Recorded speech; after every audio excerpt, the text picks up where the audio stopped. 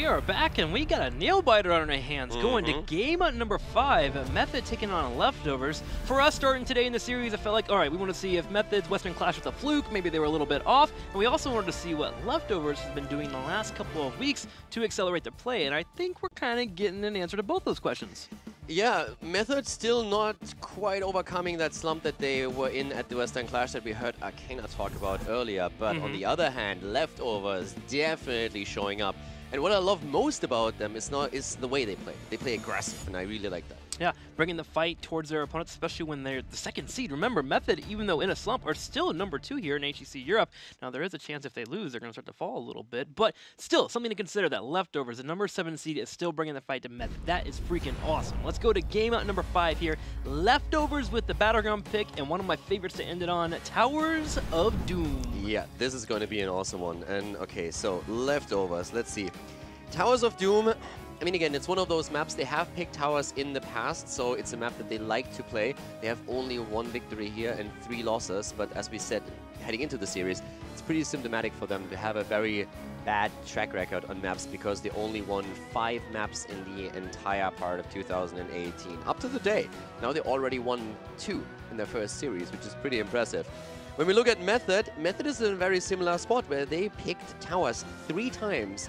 They played 4 games there and they lost 3 out of those 4. Wow. So not really a good battleground for Method in the past. Even though they like to play the map, they don't have the record to back it up. Well, someone that we haven't seen from Nick today is that Chromie, and I'm wondering if we could have it here on Towers of Doom. This is where she can really excel, especially on a map like Dragonshire, Towers of Doom, even Tuma, Spider Queen. So I'm kind of wondering if that's going to come out. Nick's been relatively quiet today, playing some Junkrat, having a couple of decent plays here and there, but we haven't seen him be as explosive as he normally is. Yeah, definitely true. What has been explosive, though, has been the play on the Leftovers side, especially at the front line. Lauber had problems on ETC in the first game to really stay alive, but I really love the Sonya play in particular that we saw from Podipos. Extremely strong. And of course, we couldn't talk about Leftovers without highlighting DAB again. Tracer, his play, he was so strong in both games where he played Tracer. And I wouldn't be surprised at all if Method actually says, okay, we need to target that Tracer, especially since the map caters towards her as well. Or even the Sonya. I mean, just straight up take that out there, right? Like, don't even allow that to be in the top lane and be a little bit more aggressive with other picks that are coming in for allow Arcana to shine, some of what we saw from him on that Zeratul. Let's go straight into Towers of Doom. Final map here, winner takes all. Method and Leftovers, man, neck and neck. Did not expect to say that today. Yeah, and I'm personally very curious to see how Method starts it up. So, okay, Maiev banned, first of all, right away. I could have actually seen them let Maiev slide here and even not like pick her, because Maiev hasn't been played on the last map, neither picked or banned, and the one time that Leftovers got access to her, that was the Sky Temple game, they got crushed. More so because of the decision making on the map than because of the hero choice, but I could have seen them let it go through. Malfurion first pick. It's all about Tracer at this point. Method already saying we want Malf and we want Tracer. Are you going to give it to us? Yes or no? I was wondering if we'd see that Medivh ban come out here for Leftovers instead. Medivh, one of those heroes on this battleground that I feel like takes an already tight map that has pretty fast rotations and makes them even quicker. Look at the draft. Leftovers for one of the first times are really hesitating and they go for Stukov Tracer. I like it because they were really thinking about this and saying, okay guys, we know what they want. They have Malfurion already, they want Tracer for Shrimpy. Do we give that over, or do we say that even though we don't have the Tracer Malfurion combo, we still believe in DAB being strong enough that he can make the impact with Tracer, and they are going for her. So all eyes on DAB, Stukov also taken high priority today throughout all the games that we've seen, and this gun is no exception.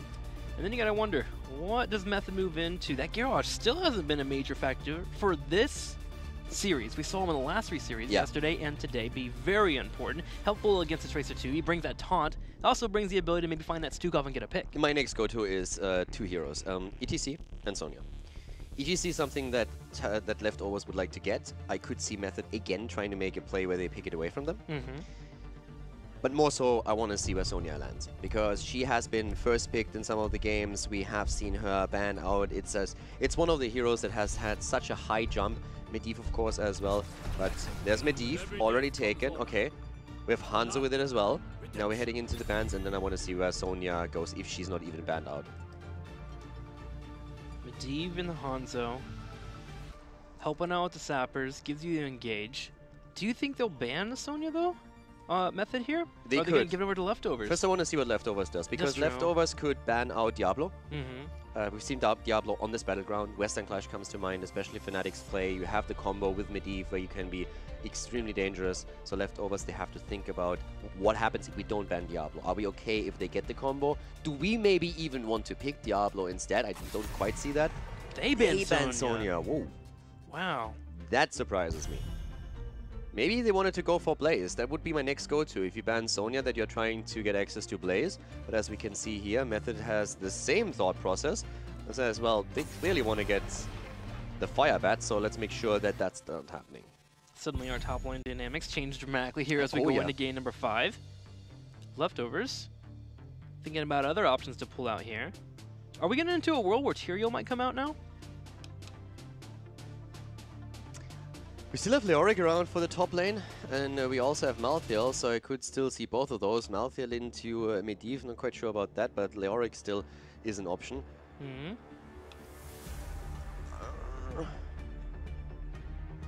I mean, could get Tyrael. I'm still a little bit torn on what we're going to see on Method's side, but for now we are looking at Leftovers, and the question, of course, still remains. I still think ETC. And then again, if you pick ETC and Diablo would both work with Medivh on the other side, so I feel like you can make a lot of the plays happen with ETC. I think they're going to go back to the comfort zone. And I'm completely wrong. For the first time now, finally, in the series, they're saying, okay, Garrosh is actually strong after all. And they take away the Junkrat, which has been a favorite from Method. Yeah. They bring in their own poke, and they also bring in portal control, which is important. Mm-hmm. They also give the follow-up for Tracer Pulse Bomb into Riptire. They have Stukov already for portal control, but now they can even follow it up, which makes it even more dangerous. We have Junkrat now for the trap, and they have Garrosh for flips, so portals all of a sudden become a very dangerous thing. Leftovers feeling in control in this draft. Method now. Are we going to get any adjustments here? Hanzo can be played by Nick. Should be here from Medivh. Looking for our main tank. Yeah, main tank and solo laner. I'm not sure if I like that setup. I felt... the thing is, when Shwimpy played Medivh when he was on Fnatic, I feel they had like much bigger impact. On Method, he's the one who usually has to deliver the damage. We always see Nick being the consistent guy in the backline, but Shwimpy's normally the one who makes a lot of the plays. So I like him a lot more in that position. And now we have Leoric taken and ETC. This can definitely work, don't get me wrong, but I think I prefer, from what I've seen so far, Shwimpy more in the position where he has the impactful hero, he has a Tracer, he has Genji, he has anybody who can jump into these backlines and try to flank, try to just really deliver the damage and get that. And Limming, for example, as well, just anything that can get that burst damage and get a kill confirmed. For me, I look over and I think Leftovers right now are looking very strong in the early game. Being able to find picks, grab a couple of altars, grab a nice lead, but Method going to late game here. Hanzo played the game, Leoric in 2 with a silence, ETC mosh pit, being able to force a fight with a massive Twilight Dream falling up afterwards. I think Method actually has a really good late game composition. Leftovers on the right side to mitigate slightly here, grab that Malthael. Be their top lane, he'll be able to double soak as well. Yeah. So Malthael into Medivh at this point.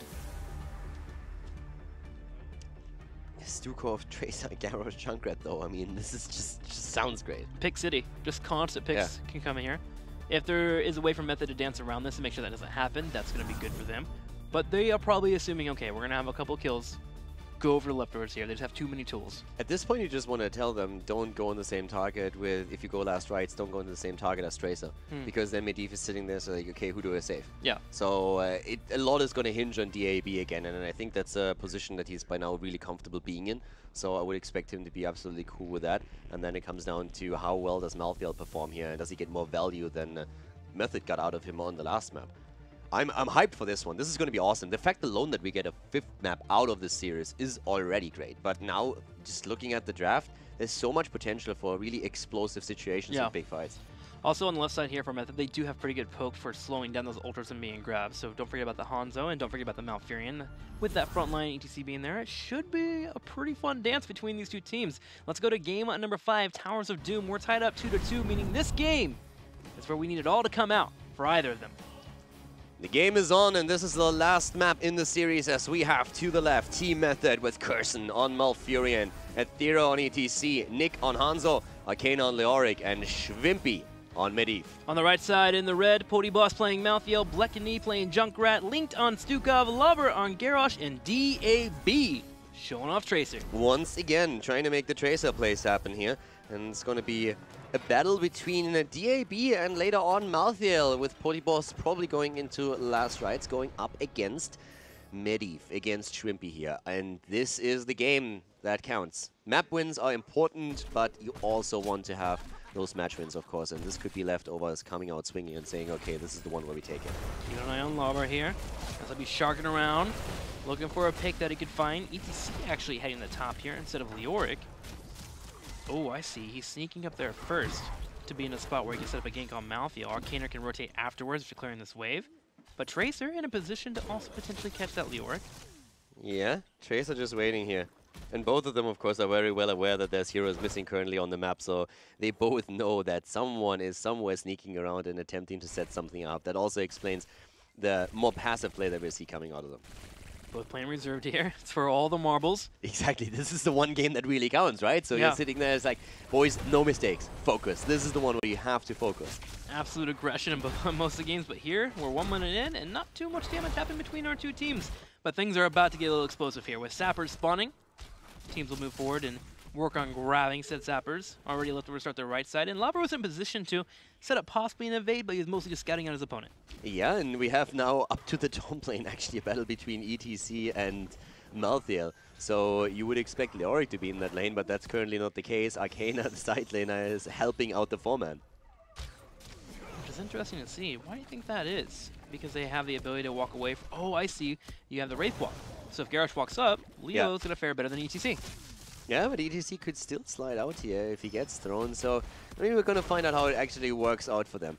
The one thing that I feel is still pretty cool is that when you... I mean, Leftovers have only won a single series throughout this entire time, and they are already looking much better, not only in the way that they play, but also in the way that they are now getting maps for the standings. It just looks so fantastic that we have another team in Europe that starts to close the gap towards the mid-tier. Sounds coming out here for Link, slow the Sappers down from charge again. Little known fact that if you use a silence, Sappers won't charge towards the turret, so just go straight into a normal animation. Leftover showing that off there, able to defend that push coming their way. A portal on the Tracer here in the middle. Can ETC get it? No, DAB sneaks out. Just barely. And it's Linked is really the one hero that or the one player that I think can have the biggest impact on this game now. We are talking a lot about the front line and about the damage dealers, and about DAB moving in, protecting himself here, by the way, and able to move out. But if you have a good silence, that can be worth so much. And uh-oh, Shrimpy is down. There's just no way. That was a great displacement that we saw here, pushing him directly into the two towers. And of course, we already had Tracer just behind the gate, and that's the moment DAB just says, "Thanks, boys, I got this." Goes in, takes him down, and that's also, of course, a stack reset. Just goes to show how volatile Junkrat and Garrosh can be. Yeah. If you ever make a mistake around them, say a portal thrown down and your Force of Will used too early, you get caught on these two towers and you are taken out. And Leftovers, because of that kill, will be able to grab 2 altars and jump in a lead here, 36-32. 2-for-1 trade at this point. Also, we have again Broccoli taken, aka Malfurion with his level 4 talent Vengeful Roots, so getting the little tree in play. Trying to get that damage stacked up. Can also be very annoying if you're trying to channel through. Super Vegetable unlock here. Super Vegetable. Just Super Vegetable. Gives you your iron, everything you need in a daily diet. We're going to have a rotation here on the left side. Garrosh moving up, Lobber goes in for a throw, gets the knock up at the same time, but it is an ETC. Is there a nutritional table somewhere for Broccoli? For our Broccoli, Heroes Broccoli, not real Broccoli. No, we should make one though. Yeah. Denies healing. I mean, Blizzard, come on, can you please get your lore straight? Ooh, hang on here. Someone that might be in trouble here from a power slide, DAB. And Shrimpy knocked down. Whew. Shrimpy also immediately trying to anticipate where Tracer would go again, so moving the portal already in position. But now Nick is in trouble, and Lauba even throwing him in and saying, "I got you, boy." And Tracer's like, "Dude, I don't even need you. Just go away. Leave me alone." Tracer has 4 blinks now when you have a Garrosh. That's insane. Getting thrown all over the place. But that is kill number 2, and I mean, all jokes aside, right now, Leftovers is doing exceptionally well, and I want to put this in perspective again. We're talking about the 7th seed in the standings going up against number 2. You've been talking about that earlier. And it's a 5th map right now. Just the names alone that you have on these two sides. I mean, most people didn't know half the players, or more than that, on Leftovers lineup before they made it into HGC. Whereas we have mostly seasoned veterans on the side of Method, and at this point, the veterans are in trouble, and in a lot of that at that. Lauber was in so much trouble there, but able to use cooldowns to get out, and thanks to Bleckney and his amazing knockback grenade there, able to knock away all of Method and keep Lauber away. Sadly though, with Lauber taking pressure, Leftovers have to give up this altar. But going back to your point, yeah, Lauber was the only one known on this roster, and that's because he subbed in for Method, who was formerly team expert actually for a weekend. Yeah, outside of people that watch the Open Division in Europe or have been in the competitive scene for a long time, that's definitely true. And now in this case, they gave up the altar at the bot lane, but look what happened to the experience count. Yeah. Because Leftovers had heroes in the middle at the top, so they sacrificed an altar and 4 shots. But they were able to push a double wave in through the top that Method missed out on. And they got the camp now as well. So Leftovers are taking a super early level 10 that they can now use to dominate the map for a little bit longer. And maybe they can even search for a kill here.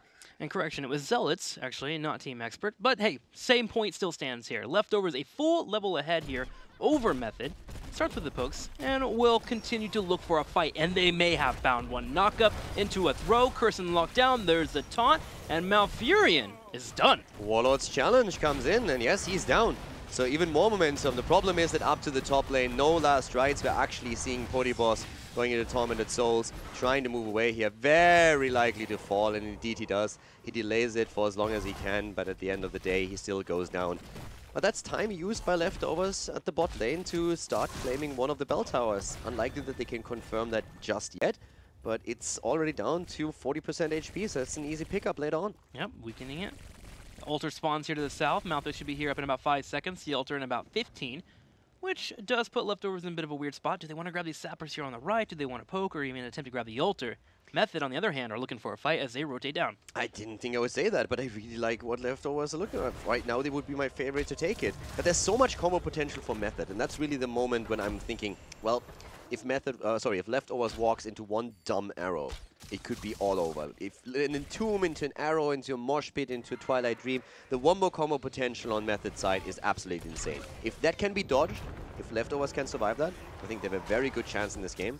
But outside of that, if Method gets that off once or twice in the team fight, then I think it's lights out for Leftovers. Leftovers trying to stay in experience here. They left Malfield in the top lane, who did push the lane in. They were hoping that Junkrat could prevent the altar from being grabbed or at least slow it down. Sadly missing out on those grenades, and a few shots go over to Method. They take the lead here, 32 to 28 in shots. Yeah, it's a really experience that works for Leftovers. But need a bit more than that, of course. And in team fights, we have seen isolation picks, 3 against 1, but really a lot of team fights yet. But let's see. First one is gonna... Once we see the first team fight coming together and we see if Method can really get those cooldowns lined up properly, we're going to get a very clear picture of how this game is going to go. Yeah, I think we really expected an explosive start here for Leftovers. And while they did get 3 kills, maybe we're expecting a little bit more. Now that we're post 10, see how Method handles this. First, they have to deal with these sappers that are pushing in. Leftovers take those over. Leftovers even thinking about maybe invading here a little bit. They'll need their Tracer, though, if they intend to go that route. Arcana's doing a great job, by the way, on the minimap the entire time, moving between the lanes and catching the experience. Tracer is currently attempting to shut that down slightly, or at least put more pressure onto him as Malfield takes camps. But so far, Leoric has done really well, making pretty much sure that none of the experience escapes. But this is now a cool situation for Leftovers. Altars announced, talent advantage, pretty solid position for them, and applying even more pressure up to the top. So they can also invade now down here, get another camp. So this is the situation you really want to be in if you're Leftovers. And you could potentially start to drop that bell tower to the bottom left with those zappers and trying to see if maybe you can get even more. Arrow is already missing. That's a good start for Leftovers. Bit of a problem for Method here with the engage. DAB on the side, sharking around. He has that pulse bomb available. Trying to find a target he can maybe go into. Meanwhile, Malfield rotates towards the middle lane here. Malfurion in trouble. Can Lauber get the engage on it here right above? So it looks like he cannot. Channel starts here. As Malthiel is looking to get these shots. The other one was already grabbed by Leftovers. Leftovers should aggressively try and force this. They have the talent advantage, and that has a lot of great talents for them. The double up alone on Garrus is going to give him survivability. They're trying to get the push in. There it is. Lauber needs to be careful, though. Here comes the attack against him, and he's about to fall. He goes down. Can they get the counter kill? That's what they really need. Tormented Souls, maybe a bit late, but they go for it. Looking to poke him down here. DAB sees Curson, has him in his sights here. Curson trying to top off his teammates. Link going for the channel. Schwimpy has a bird's eye view, checking out Stukov, and now with the heals coming through from Malfurion, we should have Method be able to grab the ultra, but they're even trying to grab a kill here. DAB sneaks on by, gets a little bit of pressure on Curson. It seems really that there was a bit of miscommunication on Leftover side. Lauber went in, and Malthiel just didn't follow it up right away, so it just felt as if that was not very well coordinated on their part. Arrow missing again, but this time they're going in and they get the kill. Stukov is down, a staggered death as we just see Garrosh coming back. I think they're investing a bit too much trying to get the cancel on the altar.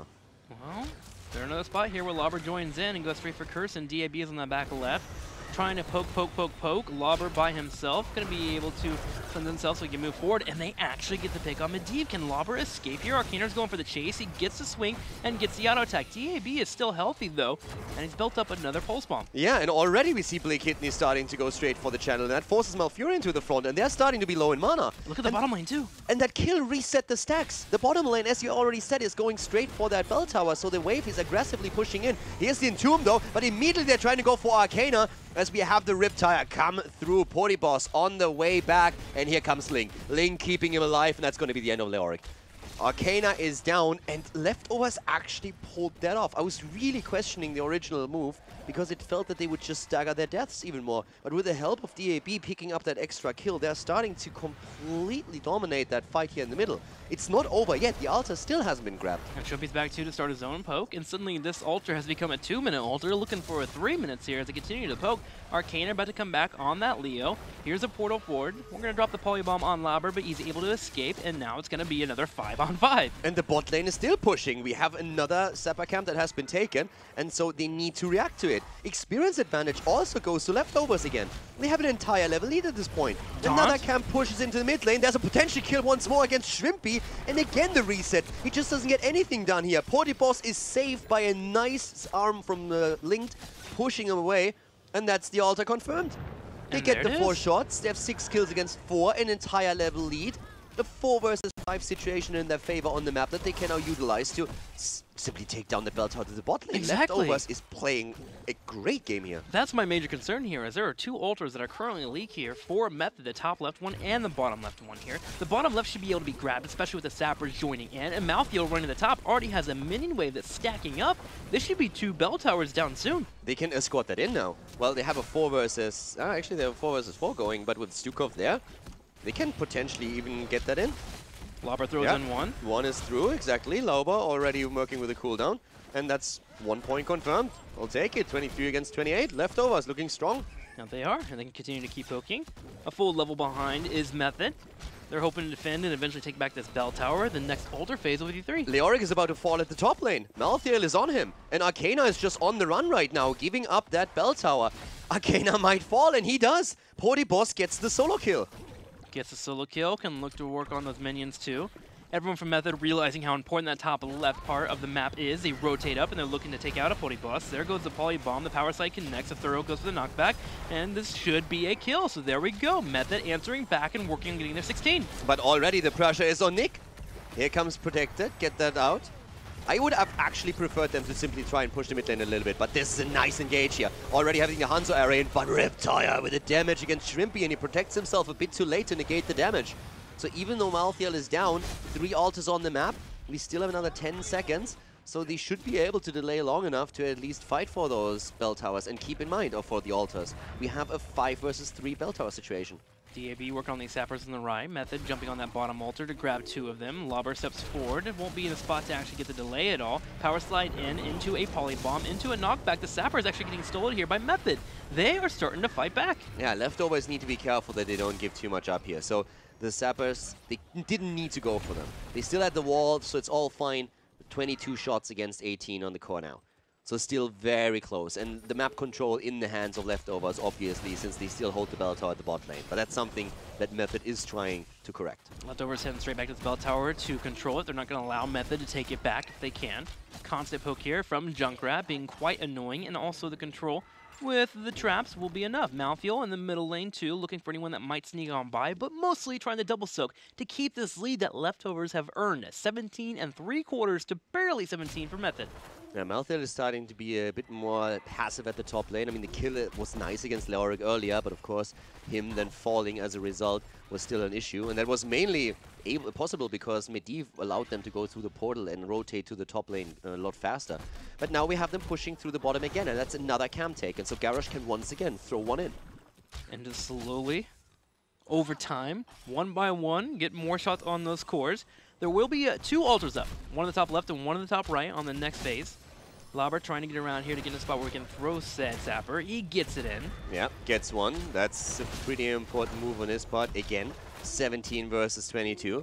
Look at Malthael on the top. He's grabbing the Zappers. It's one at a time, yeah. Malthael gets the one at the top, and already the lane is pushing. I mean, I think they can defend against those, but it's probably going to be an even exchange.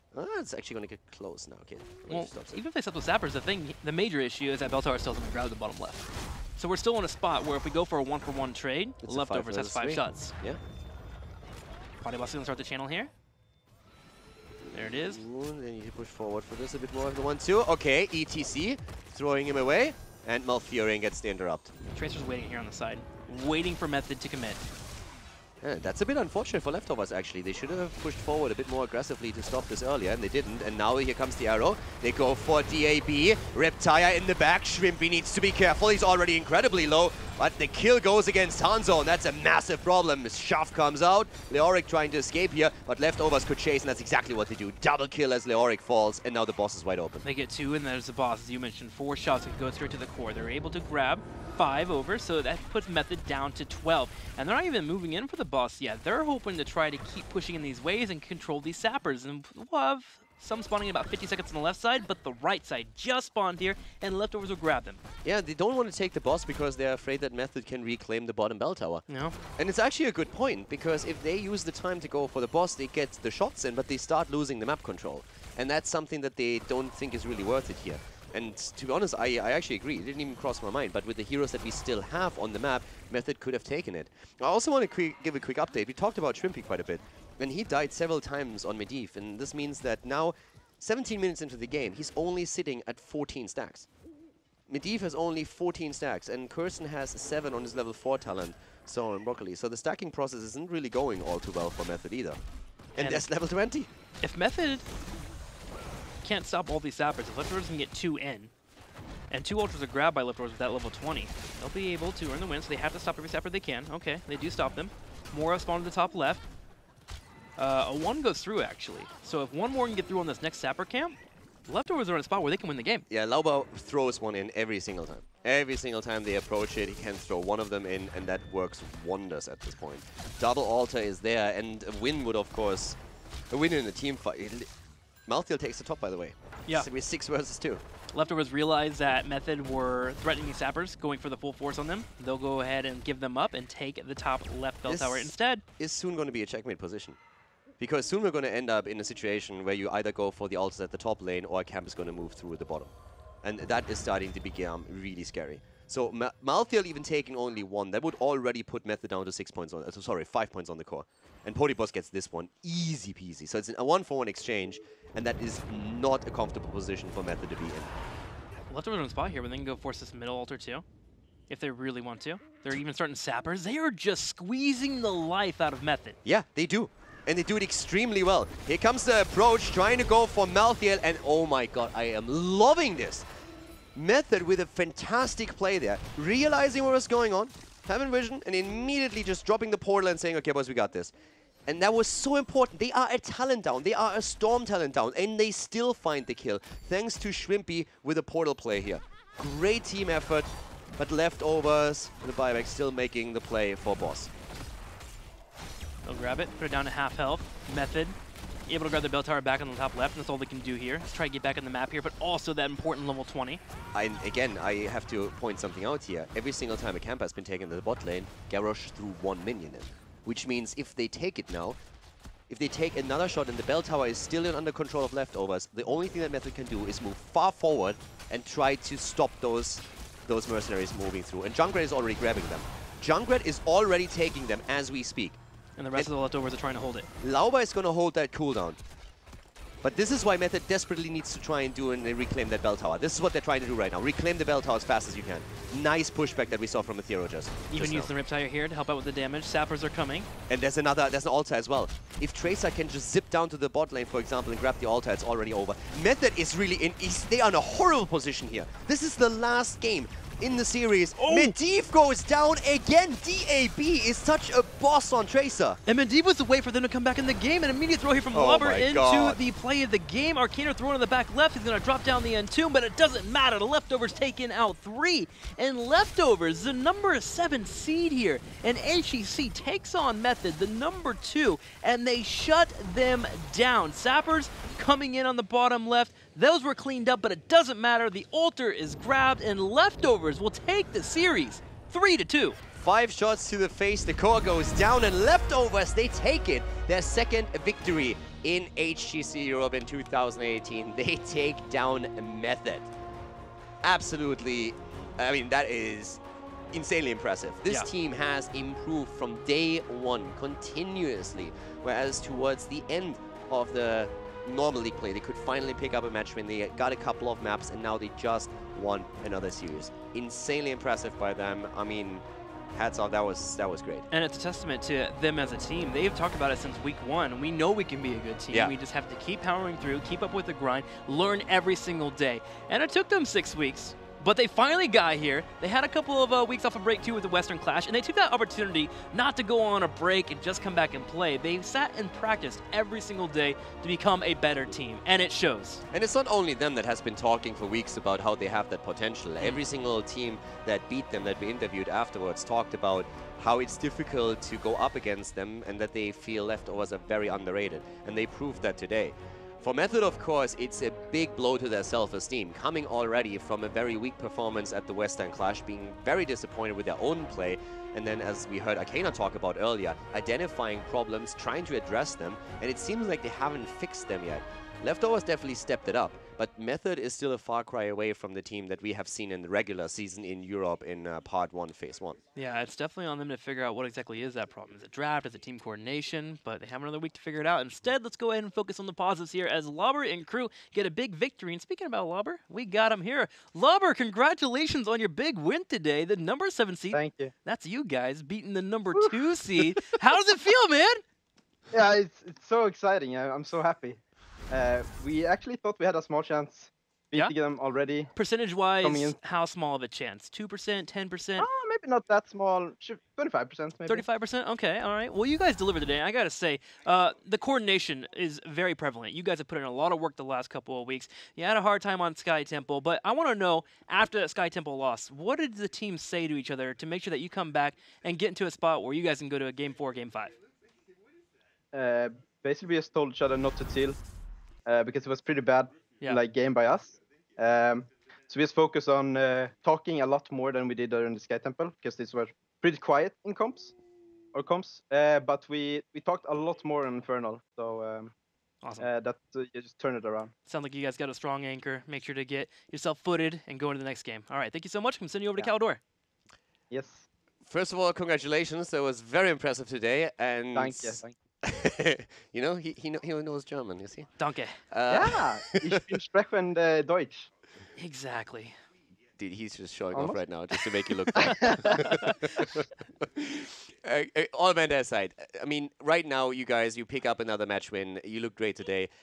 What's the goal for the season at this point? Because we've been talking a lot about how you guys improved, and you already echoed in the past that you guys felt, okay, even if we end up in the Crucible, we just want to improve and make sure that we are a team that is strong enough to beat anyone who challenges us.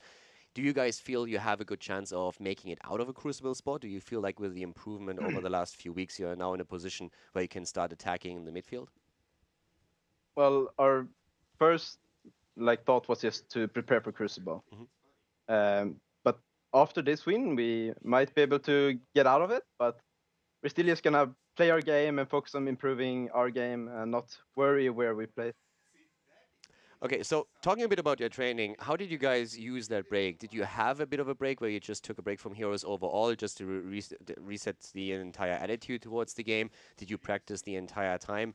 How does the practice regime in general look like? You mentioned when you guys came into HGC that it was very different from Open Division to the actual league play. Well, we had a small break, just doing our own thing, and then we started playing again. We played again, maybe 2 scrims every day. And we just keep on, like, we talked as a team what our weaknesses was, and we have been trying just to improve on those and try not to tilt too much in scrims because it happens. Like someone gets tilted, no one's talking, and that's the reason we lose a lot of games. It's because our communication just falls down. But when you just practice on it and talking more and more and more, and it just helps you so much. So do you feel that this is something where you guys got better, where you are now in a position where having a bad game or losing is something you deal with a lot better? Or is it just that you improve to an extent where you take those wins so it doesn't matter as much anymore? I think it is a bit about both. Sorry, I'm slumbering. But we talk more, but also people have focused more on individual mistake.